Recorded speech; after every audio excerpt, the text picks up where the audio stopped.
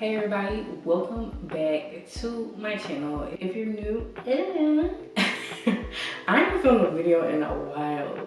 I'm about to be tripping up on my words. But if you're new here, I'm Britt, healer, astro girly, Jackie of all trades, owner of the Power Passion LLC. If you want to book with me, link is in the description box below. I also sell rugs. When I said Jackie of all trades, I meant that. Check out my channel for any subliminals or affirmations. We got everything over here, okay? We got everything. So for today's video, it is definitely inspired by the outrage that happened a month or two ago. Creator who didn't even say out loud this, but this is what people insinuated. People were essentially attacking this creator because they believed that she was saying that self-love can replace romantic love, and it just dwindled down into this whole topic between wanting to be desired versus self-love. And we're just gonna get into my thoughts on the topic and how I can see both sides, honestly, but I'm leaning towards one side. You could probably guess which side I'm leaning to, but yeah, I'm leaning towards one side. Can self-love replace romantic love? Let's see as I dwindle down my thought process throughout this whole debate. Even though the debate is long gone, but I want to talk about it still. So first things first, let's lay it out. Wanting to be desired does not mean you do not love yourself. You can say you want a man and still love yourself. I do agree. You can actually still love yourself and say you want a man. Because desires are just desires. Whatever's on your heart, that's whatever's on your heart. It's just about what are you doing with these feelings on your heart? Like, where are these feelings leading to? What kind of conversations are we having in our head about ourselves? That's really where I kind of have to lean towards the self-love side, because the balance, where's the balance? I'm all about the balance. And the best way that I can really decipher this specific topic is to look at my life as a whole in terms of romance and how I see romance and how I used to see romance, and build upon those thoughts. So follow me, just follow me. All right, so background on me in terms of love life. I was previously a serial monogamous. Previous daddy issues, trying not to claim them. Trying not to claim it. Previously, a woman who fell into limerence very often. Okay, I've officially been single since 2021, and for about 2 years, almost 2 years, absolutely no man. Like, absolutely no man. Not even close to a talking stage. Not a man in sight for almost 2 years. Celibate for over 2 years. So when I say I do this single shit, I do this single shit, okay? And throughout my single journey was also my spiritual awakening. So these things came in tandem. I had no choice. This is coming from a perspective of being single, literally afraid of men, and then going back and realizing I do desire connection, and having to learn how to be in connection while also being on my self-love journey. Like, so we're going to dissect how I have really analyzed romance. So let's start from the beginning. I think I had a very strong connection between my value and being in relationships, because for majority of my life I was gonna be in a relationship. I kind of was like, this is just my life. Like, it's not that I was trying to look for a man. A man found me, and if I like the vibes, I'm staying, okay? And there was the thing with proximity, being in school as a young girl, like, it just, how my life was. That's just what it was. And while being in those relationships, can I fully say I love myself? No. Did I hate myself? Was there a lot of self-deprecation? I couldn't say that. But a lot of the things that I went through, I did not have to go through.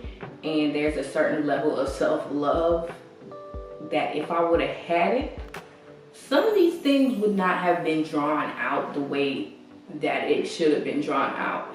But I know that a lot of the things that I went through is just a reflection of who I was at that time. And it was just going to reflect back to me my insecurities and who I saw myself as.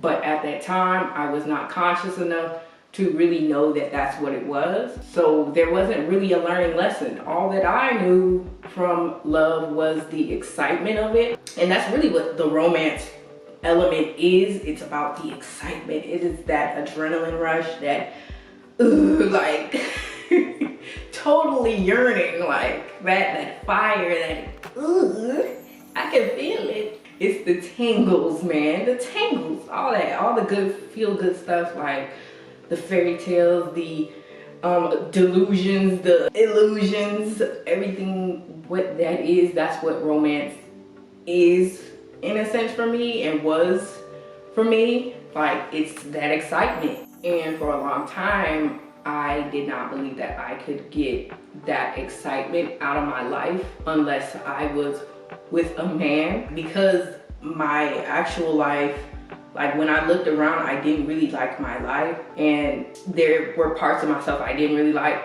So for me to feel good, like relationships was the thing. Like, it was exciting. It gave me life. Like I'm lighting up, bitch. Like that feeling of like being in your bed, kicking your feet, being so happy because you thought the man was so good, because your brain made this man like on such a pedestal. Like I really saw men as God. That is the best way I can explain it. I saw men as God. I said, this is it. This is what I live for. Love. This is what I came here to do. I came to love, man. I came here to love. But the problem with that was that the love was just exclusive to being in a relationship. So you can come to imagine the kind of ego death and damn near culture shock I had to go through when I hit my singleness.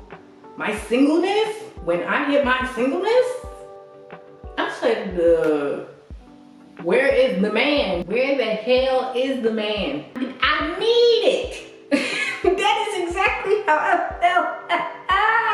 And I felt this for a long time. Like, I think throughout those years, like I felt it, and it would come in waves. There would be waves where I'm like, I yearn so deeply, like it just, I just be like, man, where is a good man? And I think it's the novelty of it. It's kind of like, because I made my feelings of romance exclusive to romance and only saw that the excitement you get from kissing, you only get that in a relationship. The excitement you get from going out on dates, you only get that in a relationship. The intimacy and deepness that you have in a partnership, you only get that through a relationship. I really deeply thought that. So for a long time, self-love could never replace romantic love, because in my opinion, I did not have the self-love to suffice that. Granted, the love was in me. It's just about, what did I give myself permissions to do, in a sense. It boiled down to what was going to be the trigger point that allowed my brain to believe that I have the permission to feel these feelings. And for a long time, it was only men. That is just how I acclimated socially. So without a man, that excitement in my life wasn't gonna happen. So it became an addiction. And that's probably one of the things that led me into limerence. Of course, it's childhood and whatnot, but that was one of the things that led me to limerence, because there was just such a high and dopamine kick that I would only unleash when I was in these romantic situations, or when I would just romantically think about other people. It was something in my brain that said, release your inhibitions. And that's really what it boils down to. Release your inhibitions. Feel the rain on your... Baby, I was feeling the rain on my skin, and it was only gonna be from a man, like, because that's the only way I've ever felt it. So I didn't know that there were other ways to feel it. And it really boiled back down to what was popular for so long, romanticize your life. Like, and it's about, how can I take my life and infuse this same excitement into it. So for a while, I couldn't see the fact that I could do that in my life. And because I did not have this excitement for so long, I felt worthless. I felt like I was missing something. I felt incomplete. Relationships just were one of the highest excitements of my life. And it's crazy, because when I look back, I'm like, a lot of that excitement was anxiety. I think for me, I just wanted to feel something. I just wanted to feel something. Because for a long time, I did not feel. I was just so dissociated. I look back and I was kind of numb. So relationships were one of those things where I could feel again. And a lot of it would be excitement, but a lot of it would be anxiety. And some of it would be pain. And I think subconsciously, just because I was feeling something, that was good enough for me. Like, it didn't matter too much what was going on. As long as I could feel the love. That's really what it was about for me. If I could feel the love, I'm good. But when I really look back at it, I really wasn't gaining too much from these situations. I gained a lot of knowledge, of course, but you know how that meme says, I'm leaving here with something? I didn't really leave with too much but baggage. I really just left with a lot of baggage. I wasn't really asking for nothing. I just wanted to feel. Can you feel it? Can you feel the love? Nothing feels better than feeling the love. So back to the point.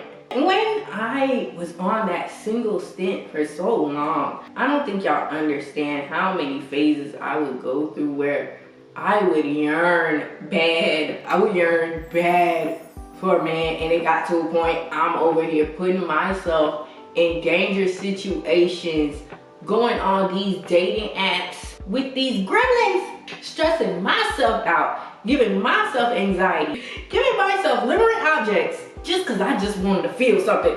Just because I was so addicted to that rush I get from being in love, and that rush I get when I'm kissing and touching and hugging, and I got somebody who want me, who giving me that dopamine, that validation, that reassurance, that all that stuff. And it just felt like I could never give myself that feeling. It got to a point where I was just so sad because I would look myself in the mirror and affirm myself and say all these affirmations that some people have actually told me, and I just wouldn't believe it when it came to me. It didn't feel right. It felt uncomfortable to just affirm myself, just to look myself in the mirror and actually speak life into myself. So I knew, like, I have a problem. Like, I have a problem. What I realized was a lot of the stuff that I was wanting, it's not that I wanted the thing. I wanted the feeling that I thought the thing was going to give me. So if it's about the feeling, where in my life could I put this feeling? For example, started this new hobby of rug making. Literally lights up my life. Honestly, the last time I felt down bad was probably February, when I was feeling real down about not having a man. I had one of my little stints, and then like I had got this reading from my friend, and my spirit guides just be looking at me like, what is wrong with being single? And it's just like, what is wrong with being single? And my response was, I'm bored. And that's what it really boiled down to. I'm fucking bored. I just want some excitement in my life. So it boiled down to, let me go get some excitement out of my life, because the only other times I had excitement was traveling. Outside of a man, traveling. And you gotta have travel money. The way that I travel, you gotta have racks. And this is just not the phase that I'm in. I'm trying, man. I'm trying. But I'm gonna get there. Mark my words. But what it boiled down to was, I'm chasing a high.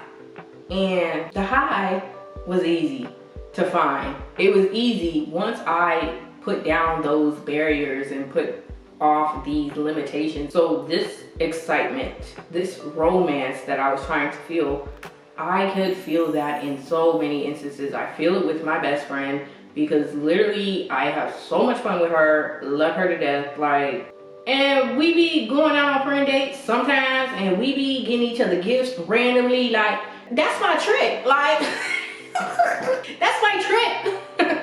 Get off my woman. Like, dang. So I feel the excitement in those instances. I feel the excitement with my new hobby, with things that light me up, things that I find fun. And now it's about how can I feel this without relying on anything outside of me. I think that's the point I'm at in my life. How can I have this excitement regardless of what's going on? And it boils back down to gratitude. And this is something I have to work on at this point in my life. Gratitude. And just seeing the beauty out of life. Just being excited because the sun is hitting my skin. Just being excited because I saw a butterfly. Like, you know that serenity you feel when you're on a beach? I want to feel that pretty much every day of my life. And it really boils back down to gratitude and enjoying my actual life, enjoying my actual self, and seeing myself for who I truly am.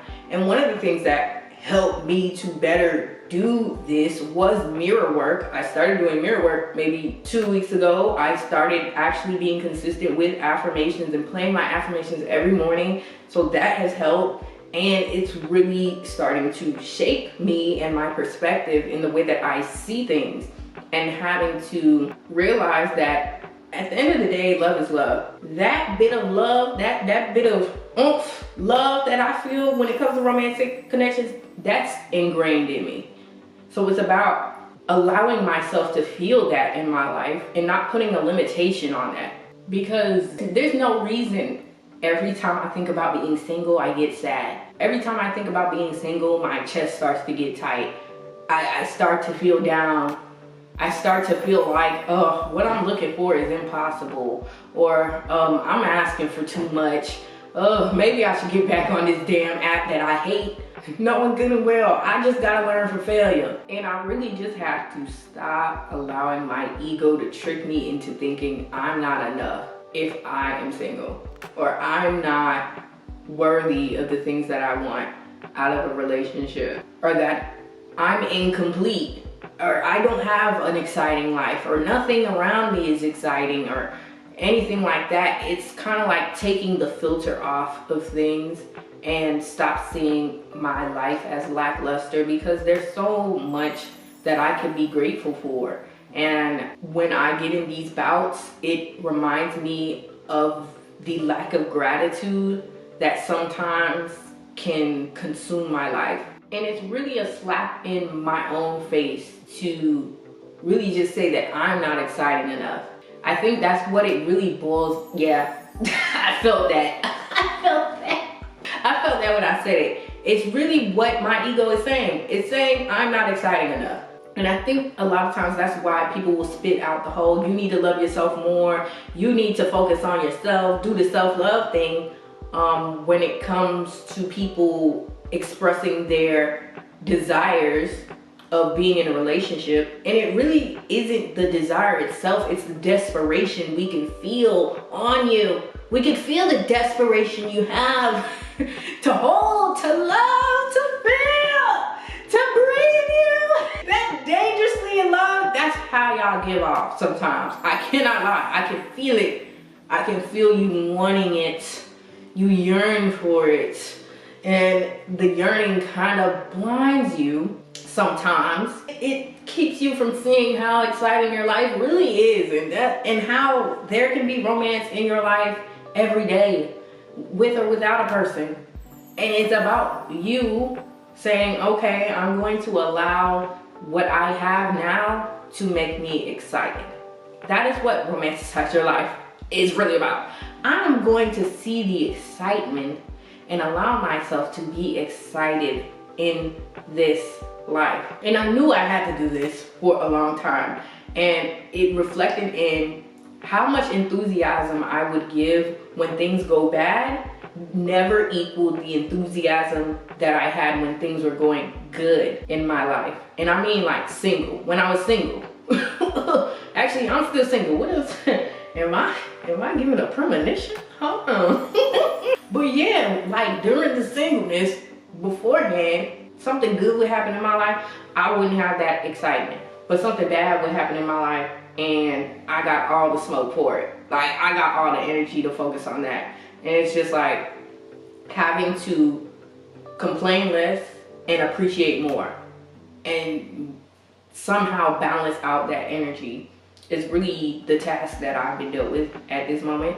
I don't know if this necessarily has to do with the video, but I was led to say it, okay? I was led to say it. But to the topic, wanting to be desired versus self-love. I want to be desired.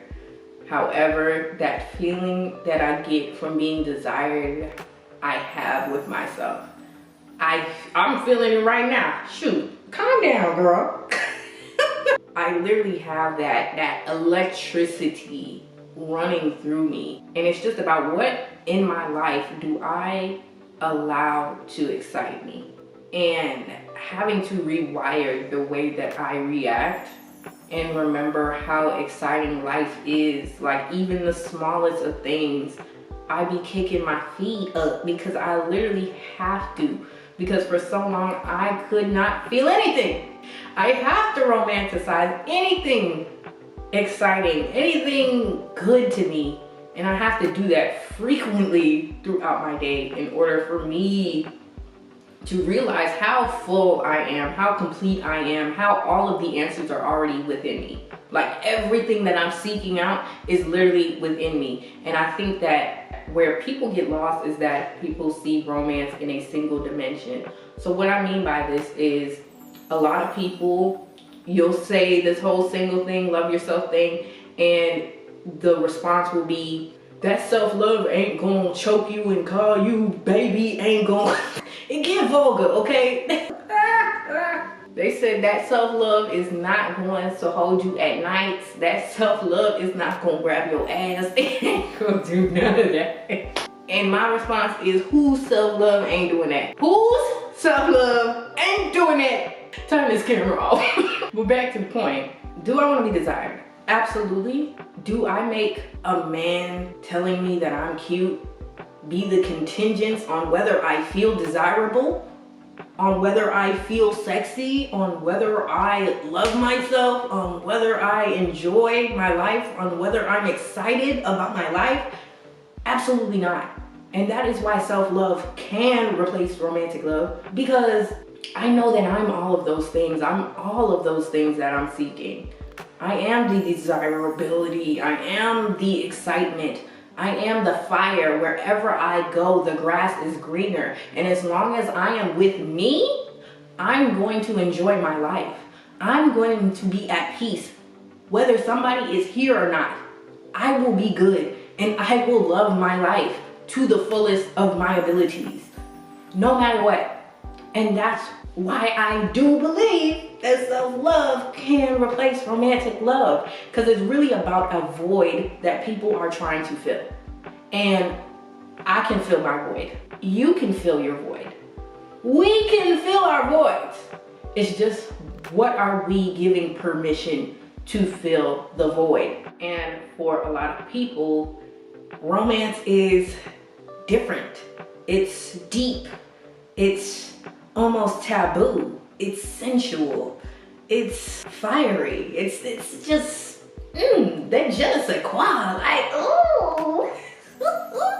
But that kind of taboo feeling, because it's not as common as other forms of love, we put it on a pedestal. And when you put something on a pedestal, you give it a exclusive feel.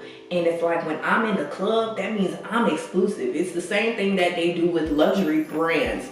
Luxury brands put this exclusivity on their products and make it less accessible to others. And because it is less accessible for some people, then that makes it more wanted by the masses. The blinking is taking me out. So within the ego, it's saying essentially, if I can get this thing that is so uncommon, that is so taboo, that is so different from the rest, and I can keep it and I can have it for myself, that means that I am special and I'm exclusive and I'm wanted and I'm worthy enough and I'm chosen and all of these things. That's essentially what a lot of people's egos is saying when it comes to these relationship things. And I'm telling you now, just because it is less accessible does not mean it is more beneficial to you. And this is something I'm having to realize. That doesn't mean you're more valuable than you were before. You were always going to be valuable. You were always going to be desirable. You were always going to be worthy, whether you had that thing or not.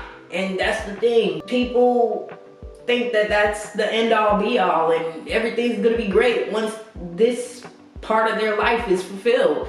And it's just like, that's just not the case. Like, you gotta be full within yourself already. And people hate to hear that, and I don't know why they hate to hear that they need to love themselves, but I think that just reflects back to who they are as a person in terms of they hate to be with themselves. A lot of people hate to be with themselves, and I hated being with myself too for a long time. So I have sympathy and remorse for that. I have empathy for that. I understand how that feels. I know, because I was there.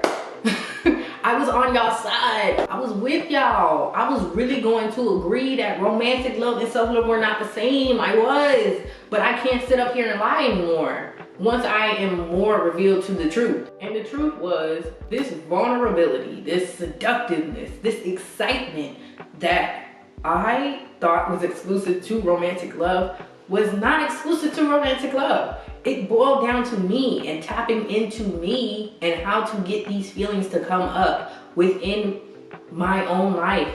Just existing, just breathing. Can I feel this excitement? Can I light up? Yes, it's easily there. You just have to dig deep enough. And you do have to sit there and love on yourself. You do have to sit there and affirm yourself. You do have to sit there and fill up your cup. Because at the end of the day, y'all are chasing a high. It's a high we're chasing. The dopamine hit is crazy. But I cannot wait for my life to look a certain way before I feel that type of excitement in my life. I'm gonna be complete now, okay? And when we boil down to women in history in terms of relationships, a lot of the things that women wanted from men, like, we had no choice but to get it from men. Once men took our power away from us, oh God, heavens, we became birds. I think we all did. But it was due to oppression. Honestly. And I think that a lot of people still have it in their DNA to rely on men for survival. I think that that is just a collective wound that women have picked up, and it just kind of translates to how women go about romance and how we feel about romance and how we feel about ourselves in relation to romance. So yeah, that is where we're gonna end it, because this is going to become a big debate if I keep going. Okay, so that was a great video. I know you enjoyed it. I know you loved it. I know you love this. Love yourself. Go love yourself. Okay, I love you. You should love you. Okay, I love you all so much. Make sure you like, comment, subscribe, and share before you go. Okay, share this video. Let's have an actual discussion. Okay, so yes, I'm going to go ahead and sign out. I love you all so much, and I will see you all in the next video. Bye.